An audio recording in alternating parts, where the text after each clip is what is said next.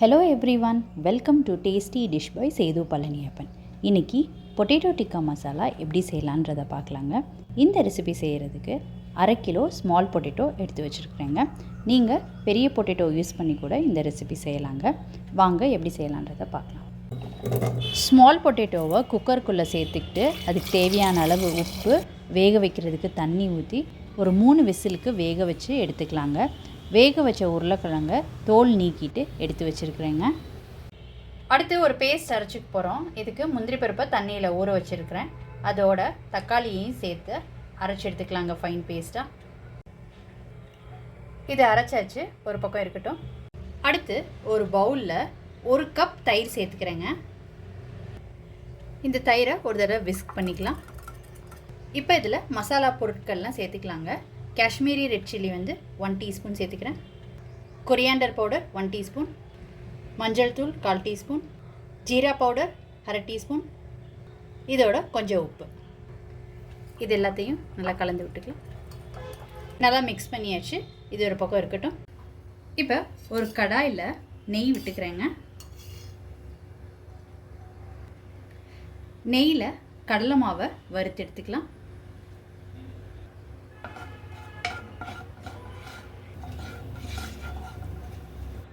இது நல்லா மிக்ஸ் ஆன பிறகு இதில் 1/4 டீஸ்பூன் மிளகாய் தூள் சேர்த்துக்கிறேங்க. இது நல்லா கலந்து விட்டுக்கலாம். நல்லா மிக்ஸ் பண்ணதுக்கப்புறம் இதில் வேக வச்சு சின்ன உருளைக்கிழங்கு சேர்த்துக்கிறேங்க. இதை நல்லா கலந்து விட்டுக்கலாம். அந்த மசாலா உருளைக்கிழங்குல நல்லா ஒட்டுற மாதிரி பிரட்டி விட்டாச்சுங்க. இப்போ இதை வேறு பிளேட்டுக்கு மாற்றிக்கலாம். இப்போ கடாயில் எண்ணெய் விட்டுக்கிறேங்க. எண்ணெய் சூடானதுக்கப்புறம் இதில் இலை, பட்டை, ஜீரகம்,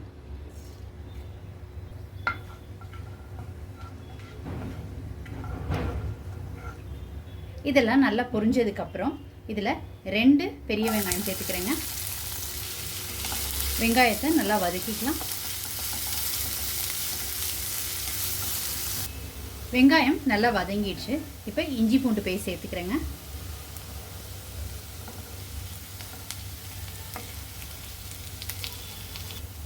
இஞ்சி பூண்டோட பச்சை வாடை போனதுக்கப்புறம் டொமேட்டோ அண்ட் கேஷ்யூ அரைச்சி வச்சுருக்கிற பேஸ்ட்டை சேர்த்துக்கிறேங்க.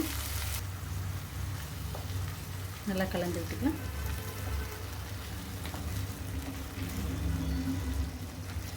டொமேட்டோவோட பச்சை வாடை போகிற அளவுக்கு கொஞ்சம் ஒரு 2 மினிட்ஸ் குக் ஆகட்டுங்க.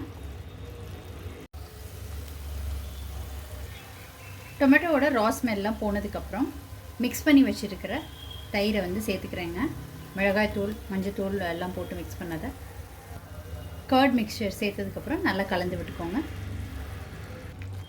திக்காக இருக்கிறதுனால கொஞ்சம் தண்ணி சேர்த்துக்கிறேன்.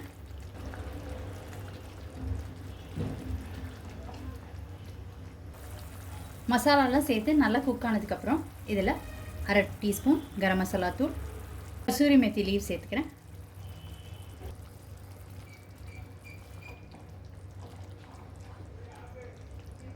இந்த டிஷ்ஷுக்கு தேவையான உப்பு சேர்த்துக்கிறேன். ஏற்கனவே கொஞ்சம் உப்பு சேர்த்துருந்தோம் தயிர் மிக்ஸ் பண்ணும்போது, அதனால் பார்த்து சேர்த்துக்கோங்க. இப்போ கிரேவி கரெக்டான கன்சிஸ்டன்சி வந்துடுச்சுங்க. உப்பு உரப்புலாம் சரியாக இருக்கான்னு செக் பண்ணிவிட்டு வேக வச்ச உருளைக்கிழங்கு சேர்த்துக்கலாம்.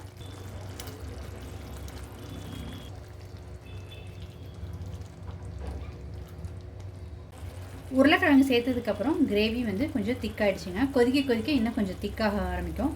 ஏன்னா கடலை மாவு சேர்த்துருக்கிறதுனால கொஞ்சமாக ஒரு 1/4 டம்ளர் தண்ணி சூடு பண்ணிவிட்டு அதுக்கப்புறமாட்டி சேர்த்துக்கோங்க.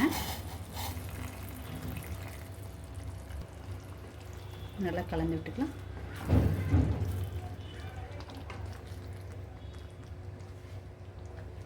உருளைக்கிழங்குல இந்த கிரேவி நல்லா ஒட்டுற மாதிரி ஒரு 5 நிமிஷம் கொதிக்க விடலாங்க. கிரேவி கரெக்டான கன்சிஸ்டன்சியில் இருக்குங்க.